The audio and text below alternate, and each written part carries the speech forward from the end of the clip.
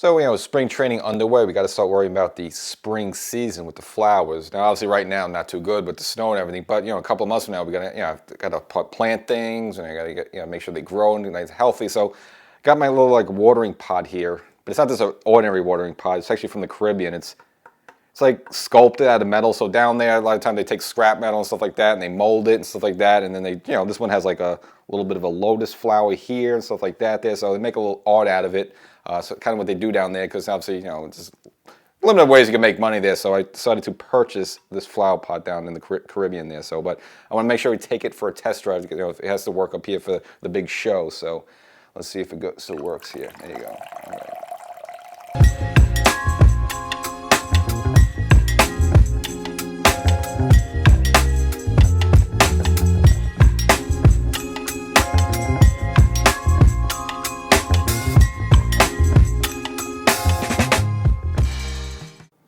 Welcome to Section 420, Talkin Yankees. Well, the wait is over. I know you got a bad taste in your mouth from Game 5 of the World Series and me carrying it with you. And then, we had this amazing Super Bowl, which wasn't a Super Bowl, but now it's all over. The time has come. The time has arrived. Yankee players have started to report to spring training. We are officially in spring training. It has begun. Yes, it's freezing here in New York, but the players are down in Florida. So we'll get you caught up on the kind of initial, first day of spring training. Aaron Boone gave a press conference. And of course, there's some little news and things happening, percolating there. Yankees picking up another lefty after Tim Hill.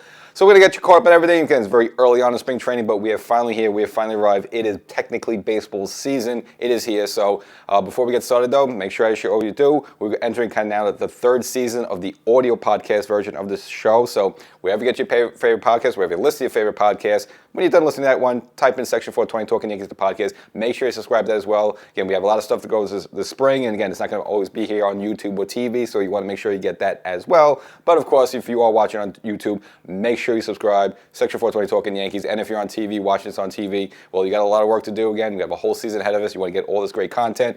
Get the audio version of the podcast where you get your favorite podcast. And of course, you go to YouTube, Section 420 Talkin Yankees. Get it all. The season's here. You don't want to miss out on anything.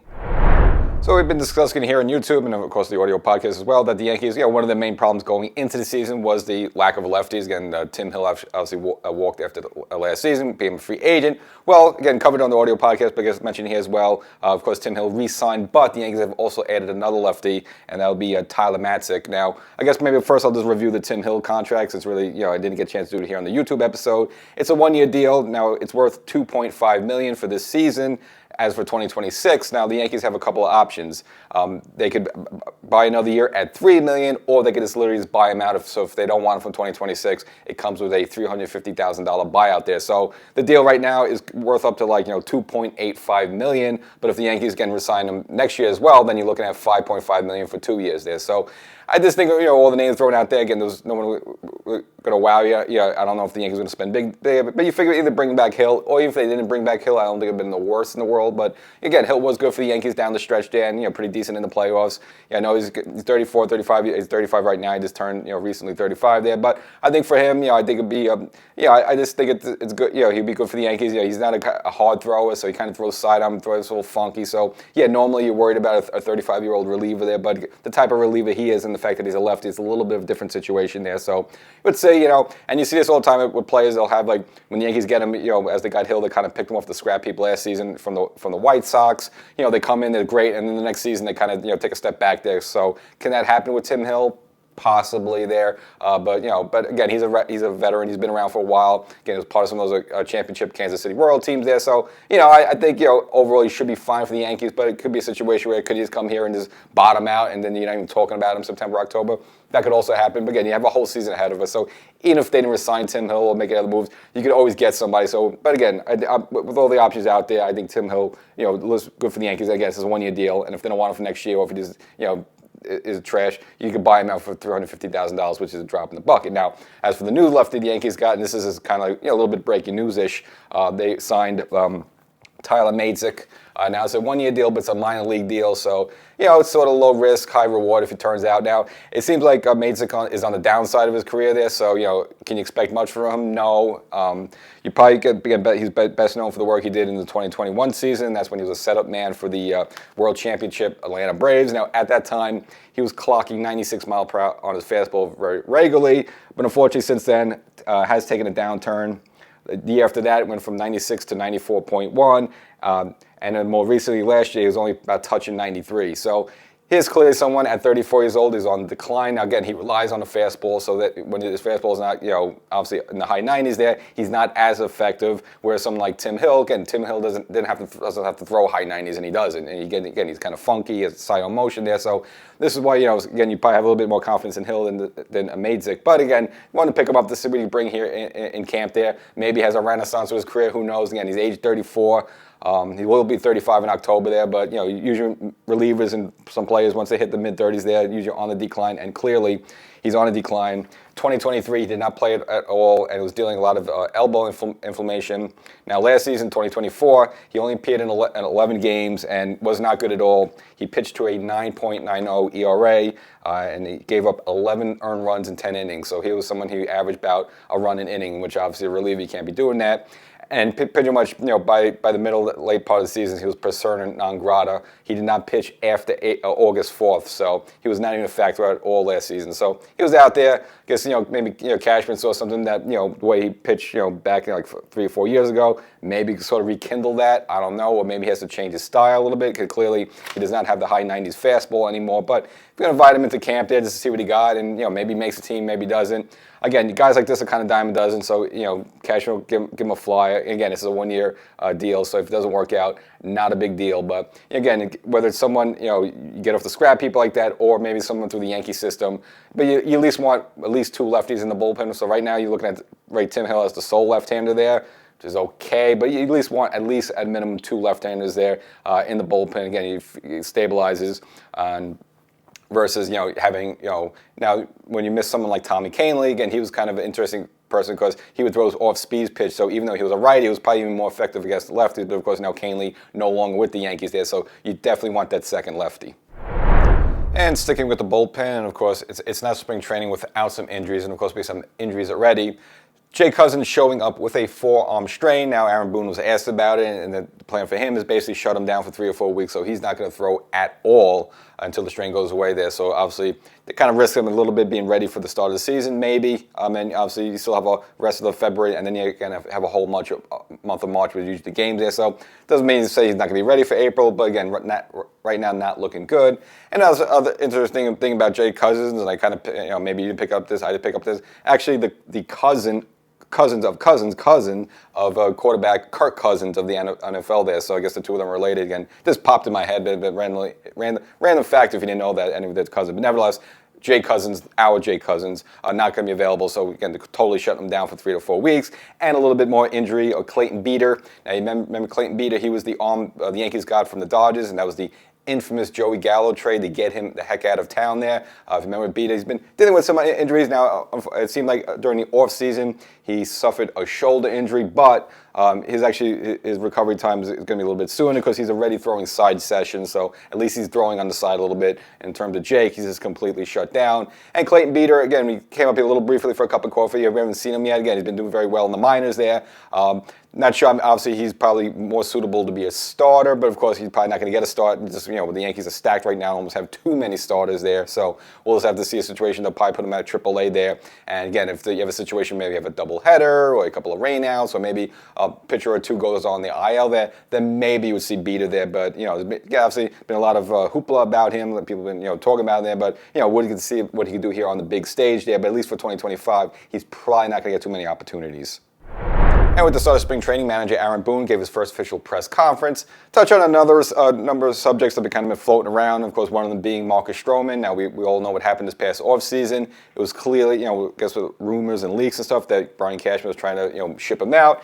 Not really because, he didn't like him, but of course, maybe they had a little tiff a couple of seasons ago, but more because the Yankees have a whole plethora of starters right now, especially after they signed Max Fried. It's the kind of way you're going to put this guy. Obviously, Clark Schmidt having a really good 2024 season, so, you kind of, where's Stroman? Obviously, he's making $18 million. He is a starter. He's stretched out to be a starter. You're not going to pay and have a guy of that talent and what he could do for you just to throw him into a long reliever, only pitch one inning, and plus he's making $18 million. I mean, you don't pay a reliever $18 million unless it's some sort of superstar closer there. So he kind of stuck with them. And again, clearly it looks like the Yankees were trying to move in the offseason. He obviously found out about it. Again, he wasn't too happy there. So he had this little tiff back and forth. But it looks like at the first day of spring training, though, Stroman and Aaron Boone did have a meeting, they have a discussion there, and basically saying that he's ready to go. He's ready to pitch, to preparing the pitch. And as Aaron Boone said, basically the cream rises to the top and just, sort of the best man wins. So obviously, it's going to be a competition for a fifth starter spot between him and Clark Schmidt, who Schmidt, again, had a very good 2024 season. And again, everyone else is kind of locked in. I mean, Garrett Cole's locked in there. Carlos Rodon's locked in. Max Fried is locked in. So, you have all these starters there. So, is there going to be room for him? I don't know. So we'll see. Between Schmidt and Stroman, honestly, you're not paying Schmidt much, so for him to be a long reliever, money-wise, it makes a little bit of sense there. But again, you always want your top 5 best there. So we'll see what happens. And maybe if Stroman has an impressive spring training there, maybe another team will want to take a flyer on him. Again, pitchers get hurt all the time. I just mentioned before, Jake Cousins down for 3 or 4 weeks. That could happen to a starter for another team there. So the Yankees could possibly still move Stroman out, possibly. I just think they'll probably have to eat a lot of that money because I don't know his numbers last season again. Kind of what we expected from him. He had a good first half, struggled in the second half. Again, he's about a 500 pitcher, a little bit better than that. He's not terrible. And again, the reason the Yankees get a guy like that is they eat up innings, so you don't have to put your minor leaguers in there in positions you don't want to. So we all know what Stroman is. Again, he's okay there. So a team could still pick him up, but the Yankees would probably have to eat a lot of that $18 million. And some other topics for the Yankees. Obviously, one would be Jason Dominguez, and saying that, obviously we kind of all assume he's going to get the left fielder's job, and he probably is there, but Boone also wants him to earn it, so to speak. So, obviously, if he has a terrible spring training or something like that and someone plays better than him, possibly he could lose out there. But, Boone doesn't want to hand him the left fielder's job. He actually wants to go out and earn it there. So let's see how that all takes place. And, of course, they keep kicking this thing around, the whole back and forth with the Dodgers trash talking. Kind of addressed it here previously, but, of course, our Aaron Boone finally acknowledged it that, again, kind of hit them back and forth. And this had the comments between Chris Taylor and reliever Joe Kelly, who weren't even on the postseason roster, just saying how basically, the Yankees weren't really prepared, and they kind of look at the Yankees, and these are problems as Yankee fans, we all know about them. Obviously problems with defense, but obviously some certain fundamentals like base running, again, that the Yankees were not good at there, and the Dodgers took advantage of it. Again, the whole idea was just put the ball in play and let the Yankees kick the ball around. That's obviously what they did, that disastrous, Game 5 at Yankee Stadium, but we saw it in other spots as well. So, Aaron Boone kind of addressed that as well and say that if the Yankees win, they would show a little bit more grace as the World Series champions. So that's kind of been the back and forth of that. Hopefully that's the end of that. Hopefully that all the stuff's in the rearview mirror. But, it is a point, though, that again, as Yankee fans, we've been saying this, the defense has been a problem with them, especially on the infield, and then, especially on the left side of the infield. Now, the Yankees have shored that up a little bit in recent years, but still been a problem. Again, you do see a little fundamentals with the Yankees, again, with base running, hit and runs and stuff like that, that they're not really the greatest at there. They kind of rely on a lot of the home runs and stuff like that. But, hopefully, just, with another year and the Yankees learn their lesson a little bit, they could get back to some of those fundamentals, bunting and things like that, playing a little bit more small ball and having a little better defense.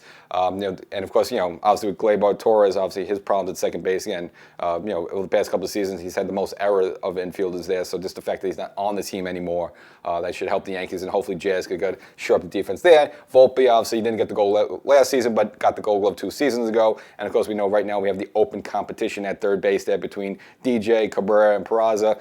Obviously DJ, the bat isn't there anymore, but we know at least he always has good defense there. But again, the Yankees do want to shore up that infield defense there because again, you don't want a lot of runs going. Again, other teams will take advantage of that, running on the Yankees and stuff like that. And again, now the Yankees have Austin Wells behind the dish versus Jose Trevino for the full season, so that should also help the defense there as well. So again, Aaron Boone is kind of touching upon some of that stuff, but again, the trash talk between Boone and the Dodgers, stuff like that. Hopefully that's the end of it. And again, Boone's always responsible for that the comments came from 2 guys that weren't even on the postseason roster. And he kind of mentioned someone like Freddie Freeman, who killed the Yankees in the World Series.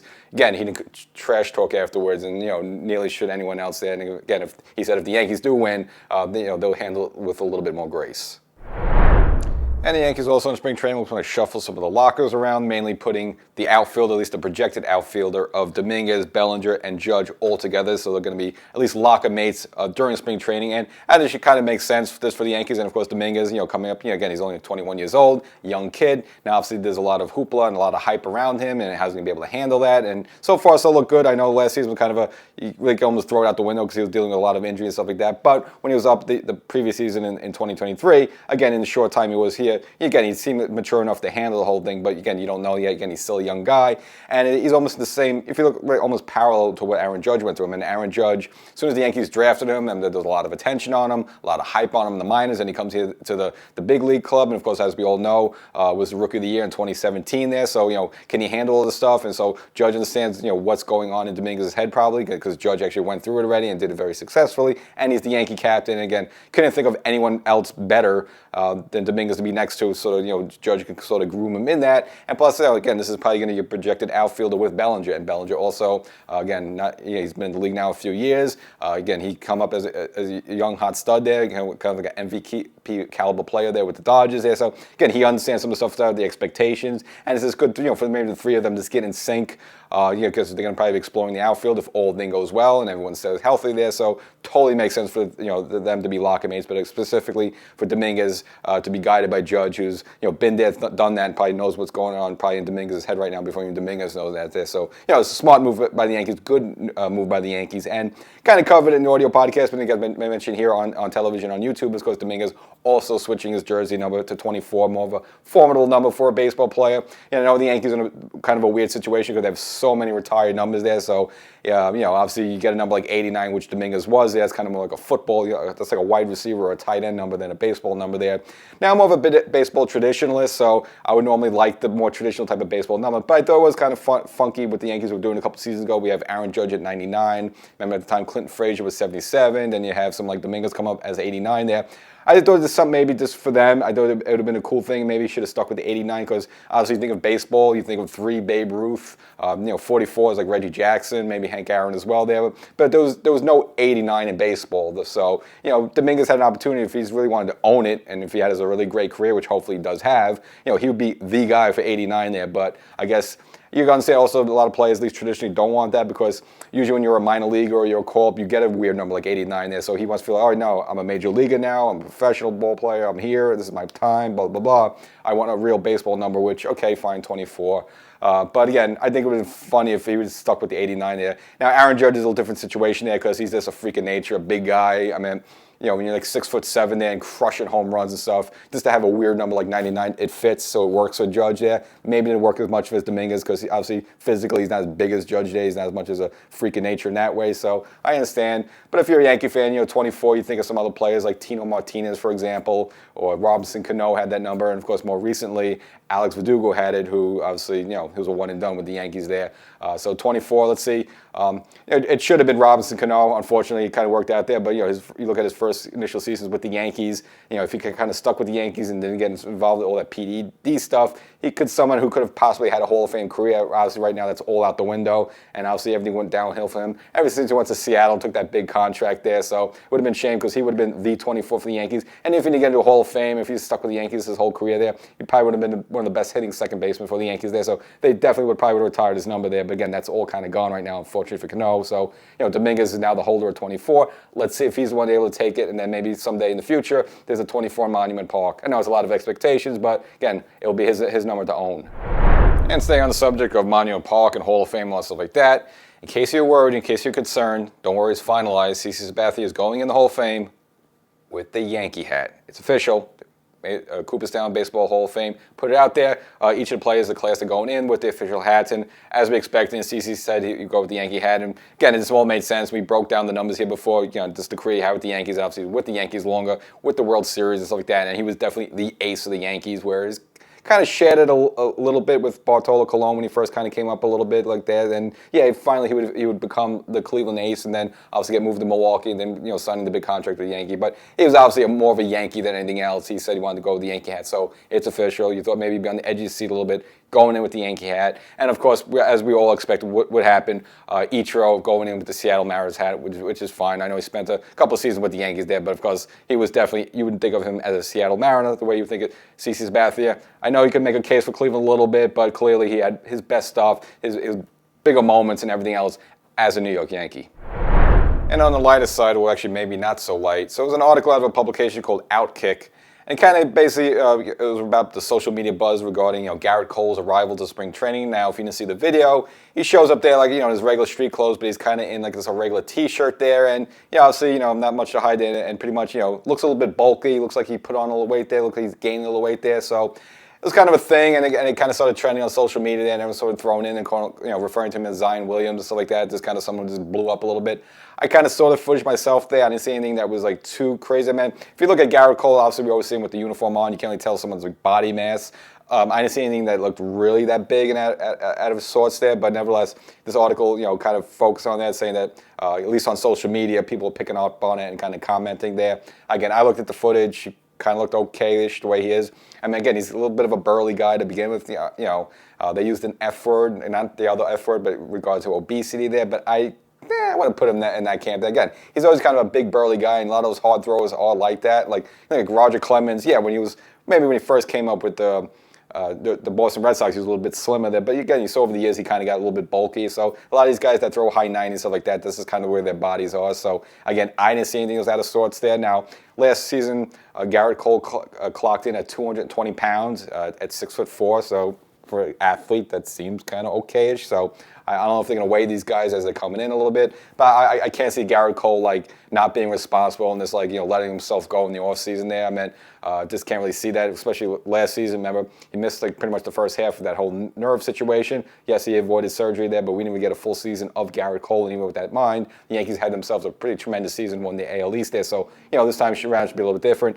I can't see himself not taking care of himself. I'm sure he's a veteran. He's been around for a while. He's getting a little older and stuff like that. But I'm sure he's monitored his weight. So I don't think he just let himself go on ice cream sandwiches and stuff in the offseason there. So that's a little part of the craziness there. It's just the fact maybe he's in a T-shirt when you used to see him in a jersey there, and maybe you see an extra pound or two laying on the side there. Maybe it looks out of sorts. But I looked at the footage. He looks fine. But again, hopefully you have a full season. Won't have any mystery illnesses like we saw last season where he had a couple of starts. His velocity wasn't good.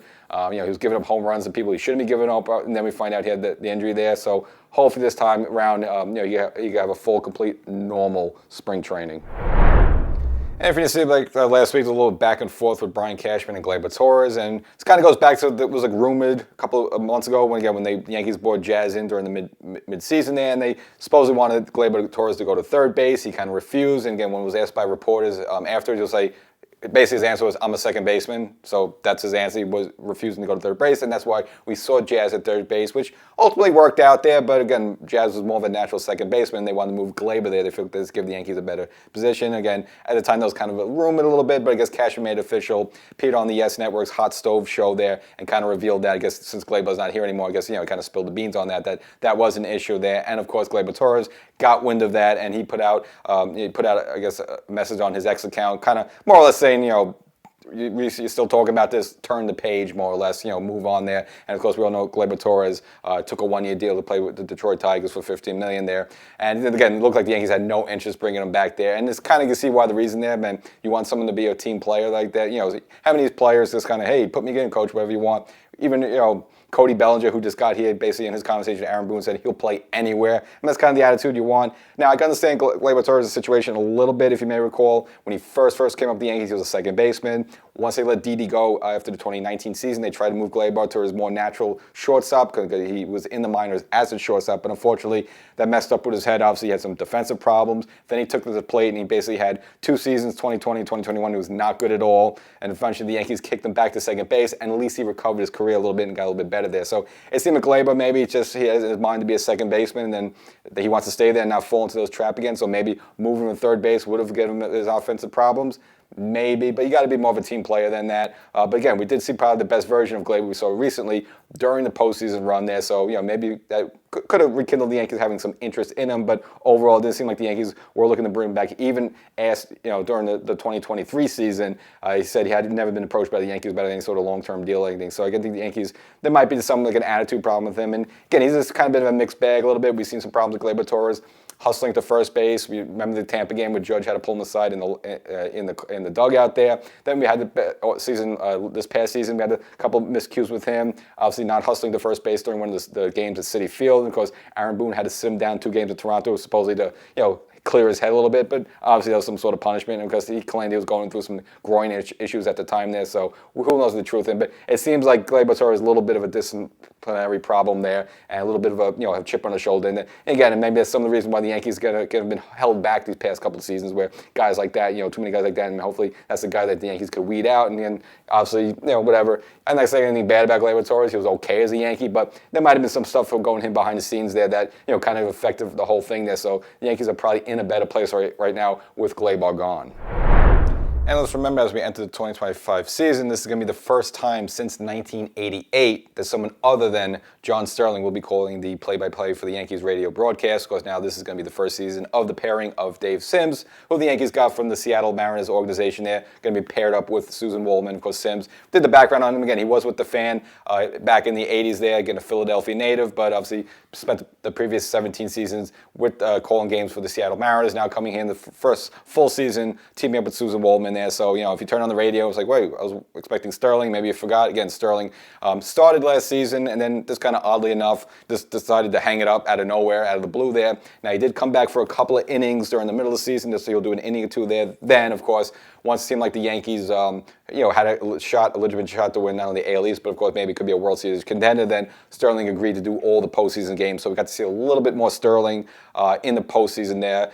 And let's say he would sound the same. He sounded always off a little bit just because, again, fine, you take a couple months off, maybe lose a little bit on the radio fastball, so to speak. But again, Sterling officially gone there, so we'll be entering a new season with a new team of Sims and Waldman. And because they have spring training to obviously get a flow together, but they're both professionals. They both know each other from the Fans. Again, Susan's been with the Fans since like '87, and Sims was kind of floating around there as well there. So the two obviously know each other. And of course, anytime Seattle was coming here or the Yankees go visit Seattle, I'm sure they would rekindle and talk. So I think they should be able to develop a good rhythm there, so I don't think there should be any problem at all. It should be a very smooth transition for the team. Now, if you remember last year's spring training, there was some deep concerns about the player uniforms. It was sort of like, I see England, I see France, I could see your underpants. Basically, when players get sweaty there, you could actually see the clothes on the uniform. There was a lot of complaints, stuff like that, and as well as the numbers of the jersey were either too big for some people or too small. A lot of players did not like these jerseys. They didn't like the material. Some very rare cases, some did, but most of them did not like it there. Well, it looks like that's all resolved right now, so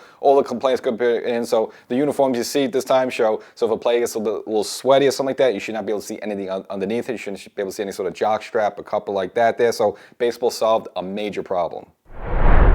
Now, if you're the type of person that likes to stream the game, watch it, you don't like to sit on the couch, but you like to watch the games at place, and of course, sometimes the beach is perfect there as long as the phone doesn't get overloaded by the sun. But nevertheless, this could be some other way. You could be driving in the car, you could be at church in the back row there, and you want to watch the game, but nevertheless, you might look at, I want this Yankee game on the Yes app. Well, in case you didn't get the news, the Yes app is gone. So there is no Yes app anymore. Yes, there's the Yes Network TV if you're going to watch that, but if you want to stream the game, you have to get the Gotham Sports app. Now, the Gotham Sports app is a combination of what was previously the Yes app and then all the MSG app teams there. So basically, it's called Gotham Sports app, so it covers the Yankees, the Nets, which is, of course, Yes programming, and of course, the soccer team there, which no one cares about. But of course, you got all the hockey teams, Rangers, Islanders, Devils, Sabres there. So if you want to get all that, you have to get the Gotham Sports app.